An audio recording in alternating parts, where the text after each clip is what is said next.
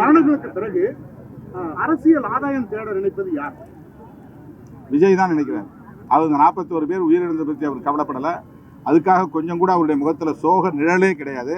ரொம்ப ஹஸ்கி வாய்ஸில் பேசினா சோகமாக இருக்கும் அப்படின்னு நினச்சி அவர் பேசுகிற மாதிரி தான் தெரியுதே தவிர அவர் உளப்பூர்வமாக அவர் வந்து அதுக்கு வருந்துவதாக தெரியவில்லை. அவருடைய முகத்தில் எந்த சோக நிழலும் கிடையாது. அவர் சிஎம் சாரை வந்து சீன்றார். அதுதான் அவருடைய நோக்கமாக இருக்குது. 41 பேர் இறந்து போகிற நேரத்தில் என்னால் அன்றைக்கி வர முடியாமல் போச்சு, ஐ எம் வெரி சாரி, அன்றைக்கி நாங்கள் இருந்தோன்னா இன்னும் ஏதாவது பிரச்சனை ஆயிருந்து நான் பயந்துட்டு வந்துட்டேன். அது ஒரு மாரல் ஃபியர், அது ஒன்றும் பயம் கிடையாது. மேலும் வந்து ஜனங்க வந்து நெருக்கி அடித்து வந்தாங்கன்னா மறுபடியும் ஒரு பாதிப்பு ஏற்படக்கூடாதுங்கிறதுக்காக வந்துட்டோன்னா அது ஒரு நல்ல வேல்யூபிள் ரீசன். அது நான் என்னால் வர முடியல, சரி அன்றைக்கி அடுத்த நாளையும் உங்கள் வீட்டில் வச்சு ஒரு அஞ்சலி செலுத்திருக்கலாம், ஒரு இரங்கல் கூட்டம் நடத்திருக்கலாம், அன்றைக்கே நீங்கள் ப்ரெஸ்ஸை மீட் பண்ணியிருக்கலாம், இதுக்காக நான் வருந்துகிறேன்னு சொல்லியிருக்கலாம்.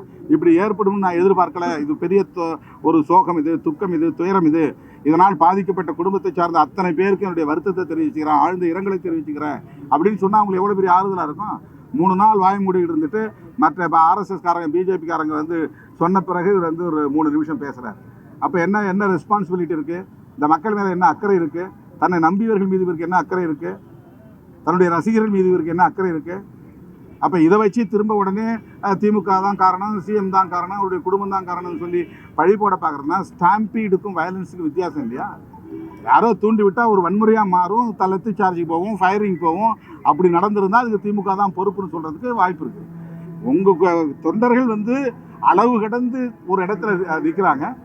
ஒரு ஸ்கொயர் ஃபீட்டில் 4-5 பேர் தான் நிற்க முடியுங்கிறது தான் கணக்கு. ஒரு ஸ்கொயர் ஃபீட்டுங்கிறது இப்படி 3.25 அடி, இப்படி 3.25 அடி, இப்படி 3.25 அடி, இப்படி 3.25 அடி, 4 பக்கம் 3.25 அடி அளவுள்ள ஒரு ஸ்கொயர் மீட்டர். அதில் வந்து ஒரு 5 பேர் நிற்கலாம் ரிலாக்ஸ்டாக. அதில் 10 பேருக்கு மேலே நிற்கக்கூடிய அளவுக்கு ஒரு திரள் அந்த இடத்துல போய் காத்துட்ருக்காங்க. அதுவும் 7 மணி நேரம் காத்துட்ருக்குறாங்க. அப்போ என்ன ஆகும்? இதுதானே உண்மையான காரணம், இதுதானே சயின்டிஃபிக் ரீசன். இதுதானே ஒருத்த மேலே ஒருத்த ஏறி மிதிச்சு தானே சேர்த்தாங்க. யாராவது வந்து ஸ்ப்ரே அடித்தாங்களா, மயக்க மருந்து அடித்தாங்களா, அல்லது யாராவது கல் எறிஞ்சாங்களா, யாரையாவது அடித்து கழுத்து நெரிச்சு கொண்டாங்களா? அதுக்கு ஏதாவது ஆதாரம் இருக்கா? இவங்களே சொல்லி ஆம்புலன்ஸை வரவழைக்கிறாங்க, இவங்களே ஆம்புலன்ஸில் வண்டி அனுப்புன்னு சொல்கிறாங்க.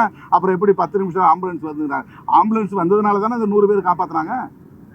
அப்போ இது வந்து ஆதாயம் தேடுவதே குறியாக இருக்கிறதே தவிர உயிரிழந்தவர்களின் குடும்பத்தினருக்கு ஆறுதல் சொல்வதில் அவருக்கு எந்த அக்கறையும் இல்லை என்பதுதான் அவருடைய அணுகுமுறையிலிருந்து வெளிப்படுகிறது. நடிகர் ரஜினி கட்சி ஆரம்பிக்காமல் போனதற்கும் விஜய் வந்து கட்சி ஆரம்பித்ததற்கும் இடையிலான விஷயத்தை என்ன மக்கள் புரிந்து கொள்ள வேண்டும்? நடிகர் ரஜினி அவர்கள் கட்சி ஆரம்பிக்க வேண்டும் என்று ஆர்எஸ்எஸ் அமைப்பை சார்ந்தவர்கள் தான் கடுமையான அழுத்தம் கொடுத்தார்கள் என்பதை நாம் காலப்போக்கில் தெரிந்து கொண்டோம். அவர்களின் பிடியில் சிக்கிக்கொள்ளக்கூடாது என்று மிகவும் எச்சரிக்கையாக அவர் கட்சி தொடங்குவதை தவிர்த்து விட்டார். அவருக்கு பதவி மீது மோகம் இல்லை, அதிகாரத்தின் மீது மோகம் இல்லை, முதலமைச்சராக வேண்டும் என்கிற வெறி இல்லை, வேட்கை இல்லை. அதனால் அவர் வந்து அமைதியாக ஒதுக்கிட்டார். இவருக்கு வந்ததிலிருந்து அதிகாரத்தின் மீது தான் மோகம், ஆட்சியின் மீது தான் மோகம், அடுத்த முதலமைச்சராக நாற்காலில் உட்கார வேண்டுங்கிறதா மோகம். அதுக்காக குறிவைத்து திமுகவை கடுமையாக சாடுறார். வேறு எந்த ஐடியாலஜிக்கலாக அவருடைய பேச்சு எங்கேயுமே அமையலை. கருத்தியல் சார்ந்து அவர் எதையுமே பேசலை. அவர் என்ன செய்ய போகிறார் தமிழ்நாட்டுக்குன்னு அவர் எதுவுமே பேசலை. திமுக வெறுப்பு, திமுக வெறுப்பு, திமுக வெறுப்பு, இப்படி பல பேரை தமிழ்நாட்டில் இறக்கி விட்டுருது ஆர்எஸ்எஸ். அதில் இவர் ஒருத்தர்.